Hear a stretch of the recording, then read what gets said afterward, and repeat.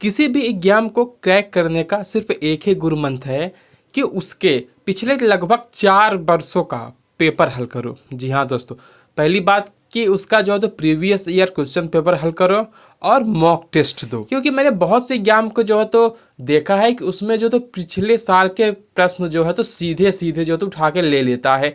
अगर मैं इसका साफ साफ उदाहरण दूं तो आप रिसेंटली हुए CAPF के जो मेंस पेपर था उसमें जो तो कॉम्प्रहेंसिव था, उसमें जो तो एक पिछले साल का क्वेश्चन जो है तो जो था मैंने उसको देखा है बहुत अच्छे से। तो ये तो हो गया एक गुरु मंत्र, लेकिन अब एग्जाम में कुछ ऐसे टॉपिक्स है जिसमें से क्वेश्चन जरूर आते हैं।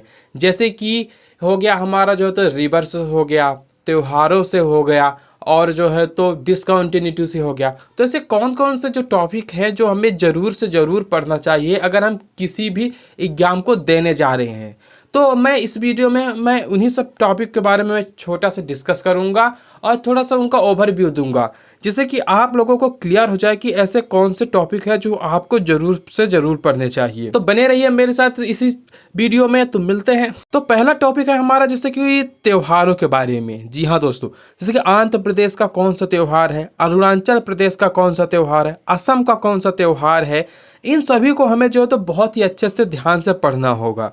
हालांकि ये बहुत ही थोड़ा सा टफ लग रहे हैं याद रखने के लिए, किंतु जी हाँ दोस्तों, क्योंकि एग्जाम में सिर्फ 4 ही ऑप्शन आएंगे, तो अगर उनमें से एक दो को भी अगर हमने एलिमिनेट कर लिया, एक दो को भी अगर हमने एलिमिनेट कर लिया तो जो तो आंसर को हम बहुत ही अच्छे से जो तो हल कर सकते हैं, आंसर पे हम जा सकते हैं।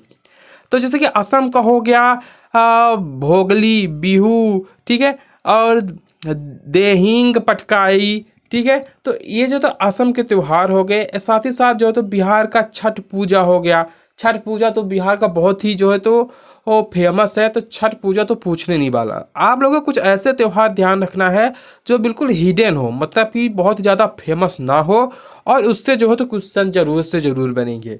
तो त्योहारों के बारे में हो गया, और साथ ही साथ हम बता देते हैं कि डिसकंटिन्यूटी के बारे में, जैसे कि मोहो डिसकंटिन्यूटी हो गया, रेपिटी और गुटेनबर्ग। तो ये थोड़ा सा कंफ्यूजन वाले हैं, लेकिन अगर आप जो तो कुछ PSC लेवल का एग्जाम देने जा रहे हो तो आपको जो है इस डिसकंटिन्यूटी को बिल्कुल भी नहीं भूलना है, ठीक है। और जैसे कि साइक्लोन्स के बारे में क्वेश्चंस हो गए कि मतलब कि नॉर्थ हेमिस्फीयर में हवा किस टाइप चलती है और साउथ हेमिस्फीयर में हवा किस टाइप चलती है, ठीक है। एंटी क्लॉक वाइज हो गया कि क्लॉक वाइज हो गया, ठीक है। अल नीनो के बारे में आप लोगों को बहुत ही अच्छे से समझना है कि ये कहाँ से कहाँ उठता है और कहाँ जो है तो इसका प्रभाव ज़्यादा देखने को मिलता है।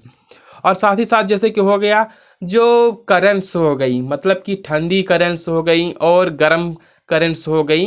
तो इन करंट्स के बारे में आपको सिर्फ 2 करंट्स को बहुत ही अच्छे से ध्यान में रखना है, क्योंकि ये करंट्स जो है ना बहुत ही ज़्यादा जो है तो कंफ्यूजन पैदा करती हैं।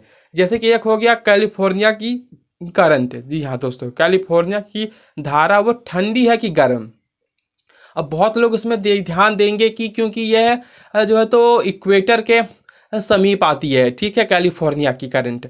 लेकिन ये जो है तो वार्म करंट नहीं है, भले इक्वेटर के आसपास रहती है, क्योंकि अगर आप लोगों को पता ही होगा कि ठंडी करंट जहाँ रहेगी वहाँ जो है तो बारिश बहुत कम होगी, और वहाँ पे जो है तो रेगिस्तान या डेजर्ट टाइप का रहेगा। इसका हम सीधा सीधा उदाहरण जो है तो हम अफ्रीका महाद्वीप और ऑस्ट्रेलिया महाद्वीप के पश्चिमी तट को हम देख सकते हैं। तो ये कैलिफोर्निया वाला रीजन भी जो है तो एक मरुस्थल या डेजर्ट टाइप का है, तो ऑब्वियसली यहाँ पे जो है तो ठंडी करंट होगी, ठंडी जलधारा होगी।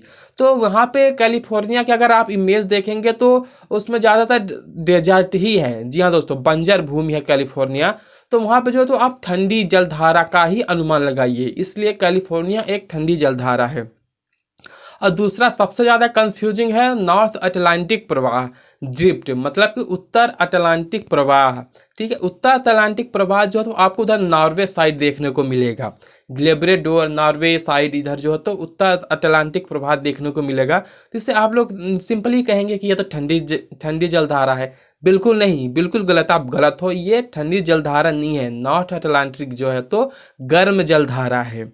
जी हाँ दोस्तों, आपको बहुत ही अच्छे से इस बात को ध्यान में रखना है कि ये ऊपर ठंडी जगह में होते हुए भी एक गर्म जलधारा है, और यही जो है तो आगे चलकर जो है तो मुर्मुस्क बंदरगाह को जमने से रोकती है। जो रूस में है ना मुर्मुस्क बंदरगाह, उसको जो है तो जमने से रोकती है सर्दियों के टाइम पे। और हम दूसरे टॉपिक की बात करें तो ये हो गया हमारे पासेस, मतलब दर्रे। तो दर्रे आपको स्क्रीन में बहुत सारे दिख रहे होंगे, जैसे कि हो गया तुम्हारा, आपका हो गया जैसे छांगला हो गया, जो जिला हो गया, ठीक है, सिपकिला हो गया। तो आपको दर्रा इसमें से देखना है कि कौन सा दर्रा किसको जोड़ता है। जी हाँ दोस्तों, कौन सा दर्रा किसको जोड़ता है आपको वो देखना है। और साथ ही साथ आपको ये देखना है कि नॉर्थ टू साउथ नहीं, इसमें आपको उत्तर से दक्षिण दर्रों को क्रम में लेकर नहीं आना।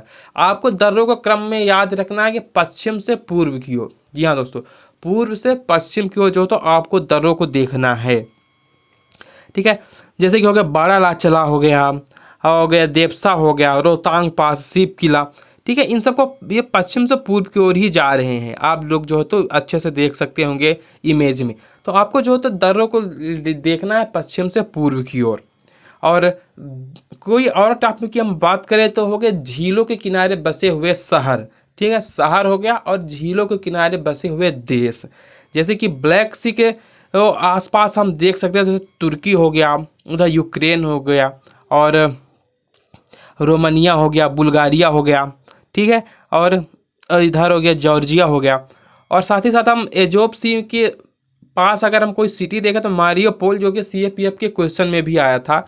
बहुत लोगों ने इसको जो तो कैप्शन सागर से जोड़ दिया, लेकिन ऐसा कुछ नहीं होगा, ये मारियोपोल, ठीक है, ये जो तो एजोब सी के आसपास है। तो आप ऐसे बड़े बड़े शहरों को देख सकते हैं कि आखिर ये किस झील या फिर किस सागर के तट पर है ना।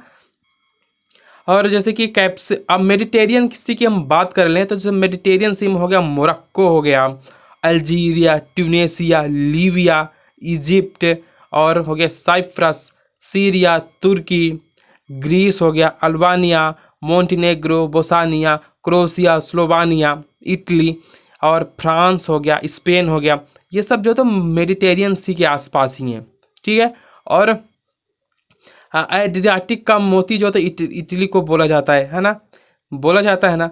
तो इन सभी को आप एक बार अच्छे से देख लीजिए, अगर नहीं याद होता तो आप इसको जो रफ में नोट डाउन कर लीजिए और अच्छे से लिखिए, इसको आपको जरूर याद करके जाना है। अब देखिए यहाँ पे जो तो पूछ दिया था कि यह मारियोपोल किस जो था सागर मतलब झील के किनारे है, तो बहुत लोगों ने इसको जो तो कैप्सियन सागर से जोड़ दिया, लेकिन आप लोग देख ही सकते हैं कि कैप्सियन सागर इसके आसपास तक नहीं है ना। और इधर नीचे एजियन सी है ग्रीस के पास। तो कैप्सियन सागर को आप कैसे लिख सकते हो, कैप्सियन सागर तो आपको यहाँ पे है गया, जैसे कि ये कजाकिस्तान हो गया, रसिया हो गया, अजरबैजान, ईरान हो गया, तुर्कमेनिस्तान, ठीक है। तो इसके आसपास जो था कैप्सियन सागर। जी हाँ दोस्तों, अब कुछ और इम्पोर्टेंस जो तो पॉइंट्स हम बता देते हैं आपको कि नदियाँ और उनकी सहायक नदियाँ। अब एग्जाम में अब ये नहीं पूछा जा रहा है कि कौन इसकी लेफ्ट बैंक ट्रिब्यूटरी है कि इसके राइट बैंक ट्रिब्यूटरी है।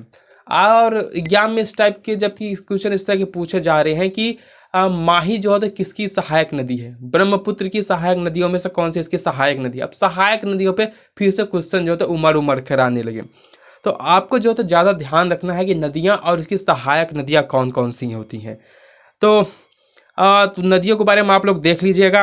और कर्क रेखा, मकर रेखा और भूमध्य रेखा पे बसे देशों को आपको जरूर से जरूर ध्यान रखना है कि कौन से देश जो है तो इसके जो तो बसे हुए हैं, ठीक है। कर्क रेखा में कितने देश हैं, मकर रेखा में कितने देश हैं, और जो तो भूमध्य रेखा में मतलब इक्वेटर रेखा में कितने सारे देश हैं। जी हाँ दोस्तों, तो ये कुछ ऐसे टॉपिक्स हैं जिनसे क्वेश्चन बनना बहुत ही आसान है, लेकिन गलत कर देना ये भी बहुत ज़्यादा आसान है कि बहुत से लोग बहुत जल्दी जो होते इससे गड़बड़ी हो सकती है। क्योंकि अब आप देख ही सकते हैं कि नॉर्थ अटलांटिक प्रवाह जो है तो वो ठंडी जलधारा, सभी को सोचने पे लगेगी कि ये ठंडी जलधारा है, लेकिन अफकोर्स नहीं, वो गर्म जलधारा है। तो इसी तरह क्वेश्चन जो तो एग्जाम में गलती कर देते हैं स्टूडेंट्स, और उनका नंबर जो है कट जाता है। तो एक छोटा सा वीडियो था, तो बताइएगा आप लोगों को एक वीडियो कैसा लगा। तो मिलते हैं आपसे इससे अगले वीडियो में, तब तक के लिए बाय, जय हिंद, जय भारत।